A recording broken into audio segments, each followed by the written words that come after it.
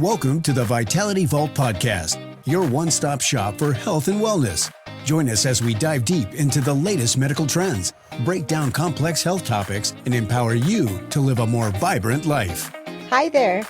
I'm Dr. Bacchus Morris, a triple board certified physician who specializes in internal medicine, obesity medicine, as well as anti-aging, regenerative, and aesthetic medicine. Hi, I'm Dr. Gerald Morris, and I am a double board certified physician in internal medicine and obesity medicine with special interest in peptide therapeutics, which I got certified in. Together, we're passionate about helping you achieve optimal health and longevity. From exercise, nutrition, we'll be bringing you the latest cutting edge in terms of weight loss and everything else in the wellness world to help you achieve a healthier you. So our goal is to help you live your best life. So whether you're looking for weight loss strategies, longevity, just want to live a little bit better, and have these tips that you can apply to your daily life from day one, we are here to help. So come join us on this journey. Join the doctors, voted top internist in Tucson 4 years running. So let's unlock your potential together. Welcome to the Vitality Vault Podcast with Dr. B and Dr. G. Hi, everyone. Dr. B and Dr. G here. And today we're bringing you another podcast in our series of talking about obesity. And today we're going to be talking about strategies to combat obesity. So basically weight loss strategies. And we're going to start first talking about different diets. So I have a question for Dr. Morris today. And I know that he can tell you what the best weight loss diet is, correct? Yes. So are you guys ready? Are you ready for this? The most effective diet for weight loss is the one you can stick to. It's so honest. True. It's true. It's the one that you can actually stick to and the one that resonates with you, that it has all the follow through in it, and there's nothing that you don't want to eat in there. So that's the most effective diet for weight loss. And we don't really like the word diet. We like the words more lifestyle, because the word diet has die in it and nobody really likes that. So we want to make sure that it's a lifestyle change you're doing. You're kind of setting yourself apart and you're kind of moving in that health direction.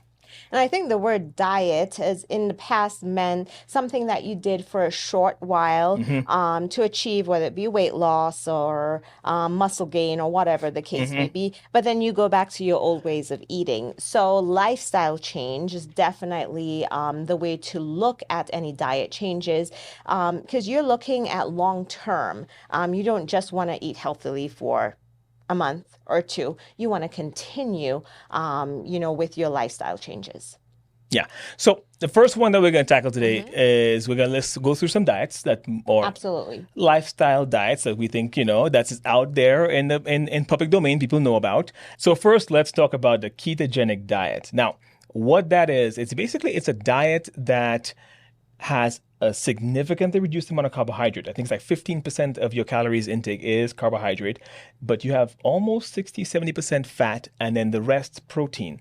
So it is a significantly reduced carbohydrate diet, which is good. You can see significant weight loss with this one. However, you got to be careful because long-term use of this one can lead to increased issues with bone loss just because of the mere fact that it is your body is in a slightly acidotic state while you're doing this particular diet. And also, people who have issues with high cholesterol should really be careful, because if keto is done wrong, you could end up pounding through pounds and pounds of bacon and really hurting yourself. So just be very careful with this particular one. So next, we're going to be talking about intermittent fasting. And this is one that you can actually do long term, unlike the ketogenic diet that Dr. G just spoke about. So what does that mean, intermittent fasting? So you have a window during the day that you eat for. And so when you say like 16-8 intermittent fasting, that means that you're fasting for 16 hours and eating during that 8-hour window that you have left. So basically, if you get up and you decide that you're not going to start eating until noon, so you have that 8 hours, so you have noon till 8 o'clock to get your, calories and to get whatever food you're going to be eating. Apart from that, during the rest of if you're doing that 16/8, during the 16 hours, you can drink lots of water. You could drink like decaf tea or coffee as well. It's not decaf, sorry, black tea or coffee without sugar added creamer. So that way your body still is thinking that you're fasting. And so fasting has a lot of benefits, not just weight loss, but also helping with regeneration of cells. And so with intermittent fasting, you can actually control how much you're eating during the day, helping you with weight loss, and helping you feel better overall, actually. So next up, we are going to talk about the Mediterranean diet. Did you say Mediterranean? I said Mediterranean. Mediterranean. Mediterranean. Cool. So the Mediterranean diet is a really good one for those of us who have high cholesterol or cardiovascular issues. It's kind of one that a lot of cardiologists love to recommend because we do think it's a good one. It's one that focuses primarily on eating a lot more whole foods, more vegetables, more leafy greens, and lean meats like fish and turkey and chicken, staying away from typically the beef and stuff like that. So it is a good one to have. Now, the trick with it is you're not going to see as much rapid weight loss with it because it does not focus on calorie restriction like intermittent fasting would. So, but the weight loss can be slow and steady. So it's a good one to be on if you have those issues. Remember, Mediterranean diet. Okay, so next up we have the paleo diet. And this is a diet from the Paleolithic era where basically you're eating whole foods. So none of the processed foods that we find on the shelf or anything anymore. It's basically going back to, picking fresh foods from your garden, preparing them, milking the cow, etc. So going back to a more clean way of eating and not introducing the other, whatever the processed foods introducing that we talked about, the antibiotics in some of our meats and foods and the other added products that actually doesn't add any value to it. Now, fun fact for the paleo diet, back in the day, when they look at the true paleo diet, 20% of your diet was supposed to come from bugs. That's right, eating bugs. So were those bugs from the Mediterranean? Mediterranean bugs? Maybe. Maybe. Next up, we have a fan favorite, vegan or vegetarian diet. Now, this one has a lot of cultural impacts, and for some groups in the world where they only eat plant-based matter as part of the diet. This one is. You gotta be tricky with this one because if you are a true vegan, obviously there's nothing animal in your diet. However, you can see some pretty significant deficiencies in this particular diet with regards to iron is one in particular because the plant-based iron is not absorbed very well in the human anatomy. So it is a good one to have if you're someone who are trying to live more health conscious, but just be very careful because a lot of times when you do strict vegan or let's say vegetarian, but strict vegan, it's very carb heavy. So we have seen, at least in our practice and in talking to patients, a lot of vegans who aren't as healthy as, honestly, as they thought they would be, just because of the mere fact that the amount of carbohydrates they're getting is a lot. So next up, we're talking physical activity, getting into the gym. So HIIT training, one of my favorites. It's high intensity interval training. This is short bursts of physical activity that aim to raise your heart rate to that fat burning and then to the cardio burning zone, and then you calm down during rest periods.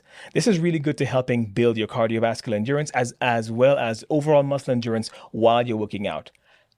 Cons though, if you have joint issues, some of these exercises can be really taxing on you. So for instance, like box jumps, or if you're doing pull-ups, and if it's in a rapid succession, you can end up with injuries. So be very smart and always check with your healthcare provider before you tack on to any kind of HIIT training protocol that's at your gym.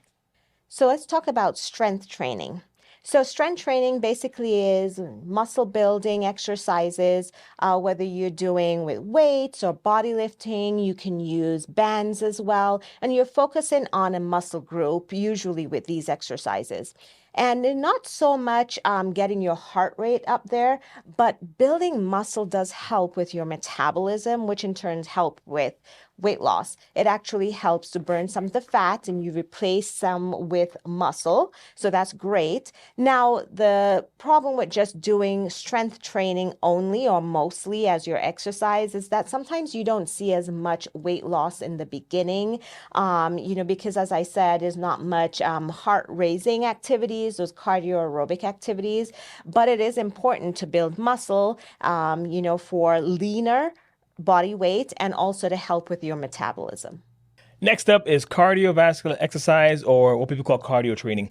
This is basically long periods of either treadmill activity, elliptical activity, outdoor running. You're kind of always in that zone. It does work well for a lot of people to help them lose, but more importantly, maintain the weight they've already lost. The only problem is it puts you in a chronically anaerobic state because for the long distance runners, they lean out. So if you're looking to build muscle, it's not what you should be primarily focusing on.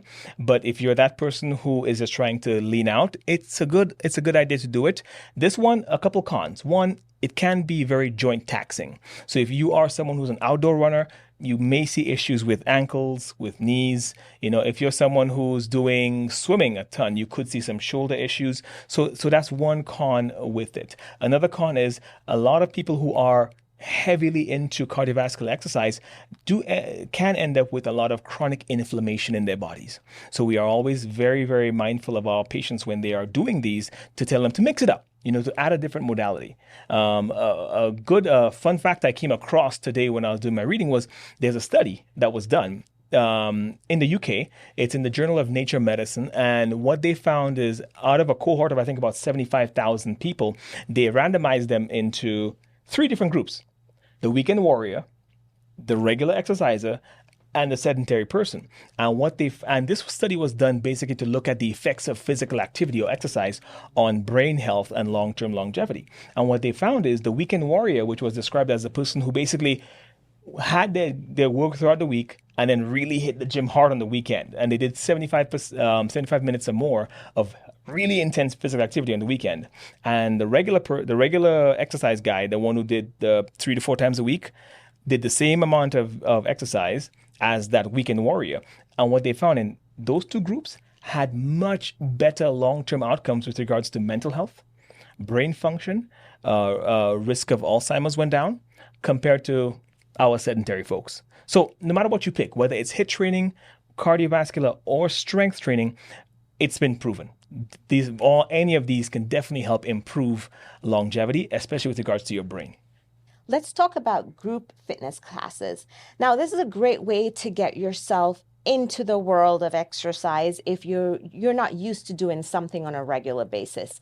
A lot of my clients, they struggle with the motivation to actually start working out. And so going into a group class, whether it be cardio, strength training, or it be something low impact like yoga, Pilates, whatever it is, you're going into a group setting where you're meeting other people, where you have an instructor tell you what to do. So instead of thinking, today I'm going to be doing cardio, I'm going to put on my kickboxing video, etc., you go to that class, you get out of your house, first of all, that's always good. You go to that group class, you get to interact with others. So these are all pros of doing group training.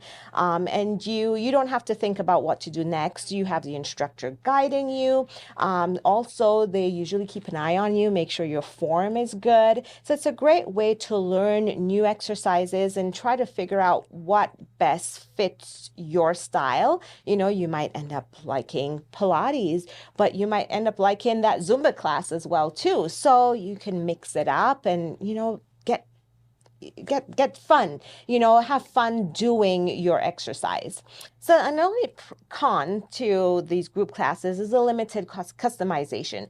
But again, you get to learn what you like to do. So you could always develop your own program later, whether you do it at home or go to the gym. So I love group classes. So we're talking about surgery now. So let's talk about the different ones that are out and about and on the market now, and some of the good ones, the good, the bad, the ugly of weight loss surgery. First up is gastric bypass. That is the old school one called the Roux Y. This has been going on for like 30 years now. They've been doing this one where they will literally cut the stomach, detach the duodenum, reattach it to the top of the stomach. So it was really an invasive surgery. So it's kind of one that is not as common anymore, but it's still available if you're a candidate for it. Next up, we have the sleeve gastrectomy. This is the more common one that we're seeing nowadays being done. Tip is it actually is better, in my opinion, and most surgeons, than the first one, which is the traditional one, because there's much less nutritional deficiencies with this particular surgery, because we're not cutting anything off and reattaching. They're just making your stomach much smaller and into a sleeve shape, so that way you don't eat as much. A good thing about both of these surgeries is that your natural production of hormones that help with weight loss skyrockets. So that's why a lot of people see a lot of weight loss in the beginning. Switching over to the other one that we have is the gastric banding. This one has definitely fallen by the wayside. I think there are still some clients who still have their band in place. All this is basically a surgically implanted band around the top of your stomach that was inflated with saline. And what that would is, once again, restrict the flow of food. The problem with this one, the weight loss was not as great as with the first two options we talked about. And a lot of patients had complications where the band would slip, it would erode in the stomach. So it really wasn't a great option. I see where they were going with this one, but people didn't like it. So a lot of surgeons have actually stopped doing this particular surgery. Now, if you're someone who fits into this criteria, you might want to consider talking to your primary care doctor or your healthcare provider and seeing if maybe you should talk to a surgeon about what are your options for weight loss surgery, because it has helped change a lot of lives. And just remember, surgery is not the end of it. It is the beginning to a lifestyle. So having the surgery done doesn't mean things are fixed. We got to change the mindset on how we see food and how you deal with stresses, because most of us run to certain foods when we're stressed. I don't know about you, but most people don't run to broccoli when they're pissed. They run to ice cream. So it's a good way to get the weight loss going, but to maintain it, you're gonna have to work on do some internal mental work as well. So let's talk about weight loss medications now. I'm sure you've seen things being advertised on TV. You've heard about maybe from your friends that things are being prescribed. So let's talk about the different weight loss medications that are out there, how they work, how they may benefit you, what may be the best choice for you. And we'll talk a little bit about the pros and cons, side effects, stuff like that. So the first one up here is called Qsymia, and it's a combination of topiramate or Topamax, that's the brand name, and phentermine. Now, phentermine has been around for a long time, and it is available by itself as well, too, as a weight loss medication. It's actually an appetite suppressant, but it's in the category of a stimulant. So it may not be a good choice for people who are suffering from high blood pressure, because it can increase your blood pressure, increase your heart rate. It may not be good for people who are suffering from anxiety. Basically, anyone who is stimulant is probably not the best choice for. Topiramate or Topamax, also available by itself.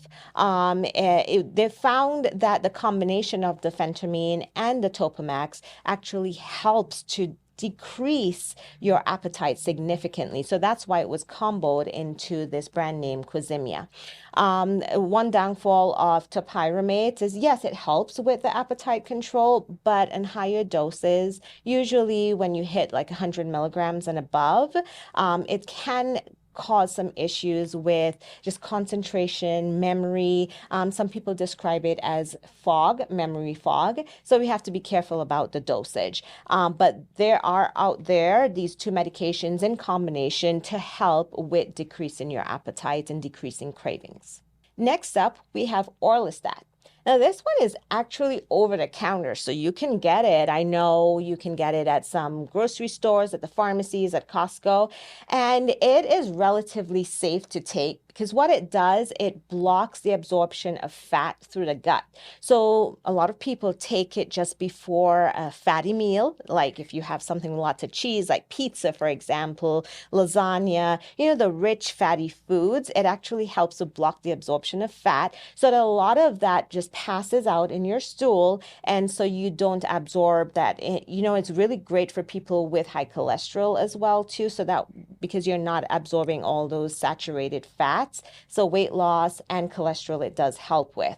And usually if you, for overall fat loss, usually we see about 5 to 7% of fat loss or body weight loss, I should say, with using this orlistat on a regular basis. Now, wasn't there a really gnarly side effect to this particular drug that people would complain about? Well, yes, there is a side effect of oily stools. So oily squirts, basically. Yeah, Yes. so watch out for the oily squirts. If you're going to take orlistat, be very careful what you put in because you won't like what you get out. And it can actually deposit even without having a bowel movement. So there've been times that patients told me that they had to, wear a liner or something during the day. They got an oily surprise. Yes. So, but you know what? If you're going to eat, it's to be expected if you're eating, as I said, those high fatty content, greasy foods. Again, if you use this and you eat in moderation, you're not going to end up with the high fat content of your stools. Oily squirts. No. Next up, we have Contrave. Actually, this is one of my favorite weight loss medications because it has two medications in there, naltrexone and bupropion, that really helps decrease the cravings.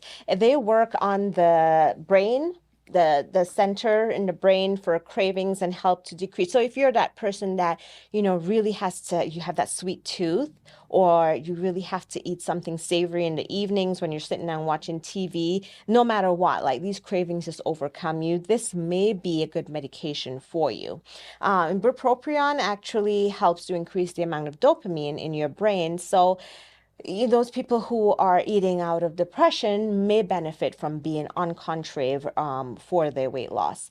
And typically, the data has shown up to almost 10% of weight loss with regular use of Contrave. And honestly, in my practice, I've seen patients lose more than that. So, this is just an average, but if this is the right medication for you and it helps you to stick to your healthy options, you can have a great benefit from it. Alrighty, so now let's get to what's new and hot in the 21st century with regards to weight loss medications. You've heard of them. They're the GLP-1s. They're peptides. I love peptides. I love these ones. So the first one to talk about is semaglutide. So semaglutide is, obviously, everyone knows about it. Brand names are Wegovy for weight loss. You can get Ozempic for if you have diabetes. Now, what a GLP-1 is a glucagon-like peptide receptor agonist, and that's what it does. So it's a GLP-1 is a hormone that's made in the gut, and what that does is it helps with satiety. It helps you feel fuller faster. Now, what happens is when you naturally make your GLP-1, it only lasts for a couple seconds. So what they've done is been able to isolate this particular peptide, which can last up to 7 days in the system and help reduce your cravings and how much you eat. It slows down gastric emptying, so things stay in your gut a little longer, so you feel fuller longer. And it also works in the brain to help with that craving aspect. So we've seen a lot of good success with this. People can lose up to 20% of their weight loss, which is not in the data per se. They like to downplay it, like about 15%, but we've seen patients lose upwards of 20% of weight while on this particular medication. Now, it does have some side effects, and a major one that we see is nausea. And nausea happens for a couple of reasons. I like to tell patients, it all depends on what you eat. So you can see nausea if you eat too much while on it, because what's going to happen is you're going to begin to feel full, even though the plate still has food. And at that point, you want to push away. That's one way. You eat through that, you're going to have nausea.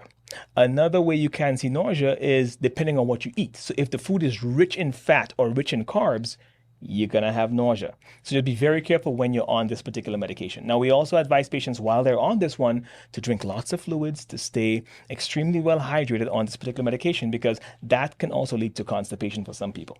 So this is mitigated by getting on a good supplement, a magnesium supplement, or having a good amount of fiber in your diet. So GLP-1 semaglutide, one of my faves to help patients achieve their goal of weight loss. Next up is tirzepatide, one of the newer kids on the block. Brand name is Zepbound for weight loss. And this particular one is not just one receptor, but two.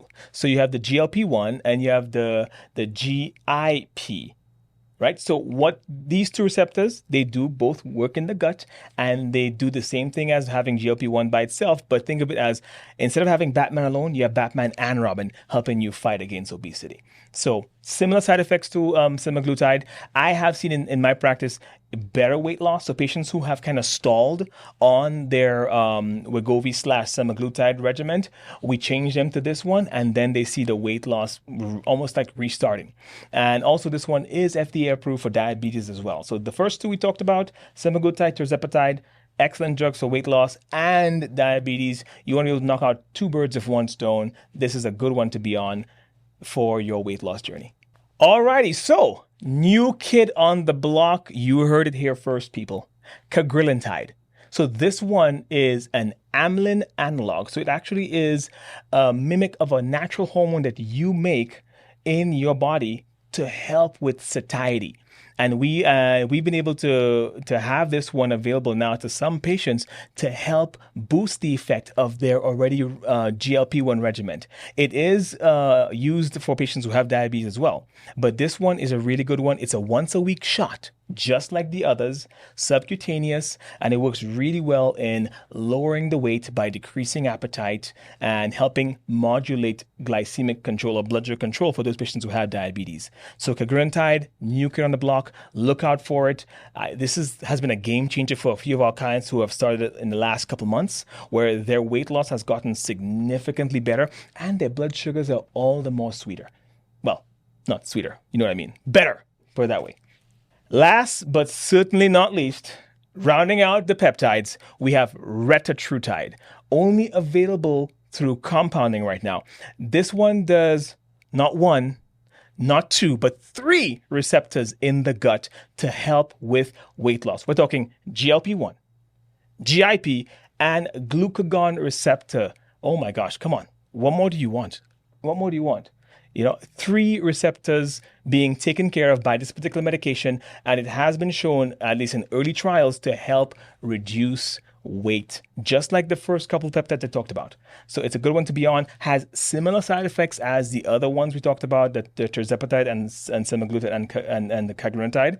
Has similar effects, which is GI upset. It can cause nausea, but once again, that can be mitigated by following a healthy diet while on this particular medication. So the arena for weight loss medications is just widening. We're seeing all these new ones come down the pipeline. I know that there is, talk in the ethos about, you when you lose weight, you lose muscle. I'm going to address that right now. Not necessarily. If you're on a peptide regimen for weight loss and you're eating right, you're drinking enough water, right, and you're exercising, you will lose a ton of fat mass, but you can maintain muscle. I have seen patients where, yes, when you did a body composition on them, their muscle mass went down, but overall they were stronger. Muscle is fibers. When you tighten up muscle and make it more efficient, those fibers tighten. When that happens, you get stronger and it looks like you lost muscle, but you maintain your strength. So don't worry about that noise. You can maintain strength while you're on a peptide regimen for weight loss. I think you should give it a try. Well, that was a lot of information, Dr. G. Oh, yes. Oh, my. We talked about diets. We talked about medications. Eating we talked bugs. About exercise. We talked about Mediterranean bugs. And Mediterranean. And we talked about the oily squirts with a medication. I mean, all the great stuff, right? Well, hopefully you learned a lot today. Again, it was probably a lot of information to throw at you, but take your time, digest what we just gave you in this podcast, and definitely talk to your doctor or healthcare provider about what is best for you. Mm-hmm. What would be best in terms of the best diet based on other things that might be going on health-wise for you. What would be the best in terms of you moving, that's i.e. exercise, and definitely medications that can help to augment your weight loss, help you in this journey towards a better health. Thank you for tuning in, guys, and look out for our third installment where we're talking about health tech or using, different apps to help with your weight loss while you trek through this journey. Hope you guys enjoyed. Can't wait to see you again soon. Thank you for watching and listening to the Vitality Vault with Dr. B and Dr. G. Don't forget to check out our other informative episodes as the doctors dive deep into your health and wellness so you can live a more vibrant life.